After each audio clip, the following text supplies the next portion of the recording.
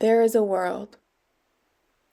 There is a world far from here where no one looks long at the sun, for they believe that's where the gods live, and if they look long enough, they would either become a god themselves or they would incinerate into nothing. It's why some people will disappear without a trace, where one day a loved one is there, and the next they are gone. And no one is willing to talk about it, but I am. Many times I have seen people look up at the sun, and they look for a long while until they look away out of fear. I have to applaud them, for I've never looked long myself. It's one of those things. But other times, I've been so caught in my day-to-day that I forget the sun entirely, and those who enter into it or are destroyed by it are far from my mind. Once, I thought I walked past an interesting beam of light, and when I looked back, it was gone.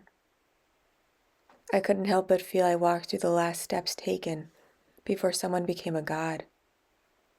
Another time, a horrible time, I walked through what I thought was a pile of leaves on my way home, and when I got inside, I realized there was a dark dust lining the leather of my shoes and clinging to the laces, as if the particles were safer with me than without, no matter where else I intended to go. I felt sorry, but there was nothing I could do. The more I thought about the sun, the more I began to notice the disappearances of people I did not know. I saw them burst into flame or into light out of the corner of my eye. I could not say which was which, and I was too afraid to investigate further to find more dust. When you find dust on your shoelaces, you'll know exactly what I mean. Though I hope you never experience this. Then things became uncomfortable.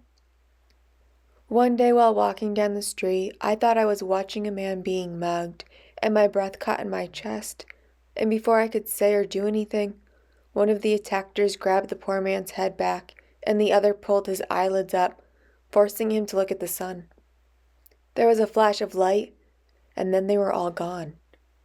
I almost went with them, for I am convinced that no one can look upon the light and live. Perhaps I am gone now, and I merely go through the motions of waking in my bed and going into work and saying hello, and only once in a while am I pulled out of these monotonous moments to remember the occurrence no one talks about. I tried different ways. I started with friends, and then I lost my friends. My parents hushed me more than once, as if they were worried the light could hear us whispering inside the walls, or out in the park, or even in a crowded ball game where everyone's attention was on the players. I spoke to my lovers about this in bed, and nearly all of them rushed out of there. All but one. She looked at me as if I were normal, unlike the others. "You know you shouldn't speak about that sort of thing," she said softly. "They might put you away." "Put me away where? Who knows?" She said it so simply, so hauntingly. But she was the closest person I ever felt anything towards in my entire life, all because of 2 little words. Who knows where they go or what really happens? The urge is there for everyone, I like to think, but no one talks about it. No one likes to acknowledge the feeling of looking up into the sky. It's easier to agree upon the frequent what-ifs that occur while driving. What if I drove into this lane? What if that car drove into me? What if I swerved? No one ever does what they think about. Who knows what would happen then? Well, in all those circumstances I know, and you know, it seems rather obvious. But then I saw a blind woman one day, staring up into the sun, wearing a dark pair of glasses.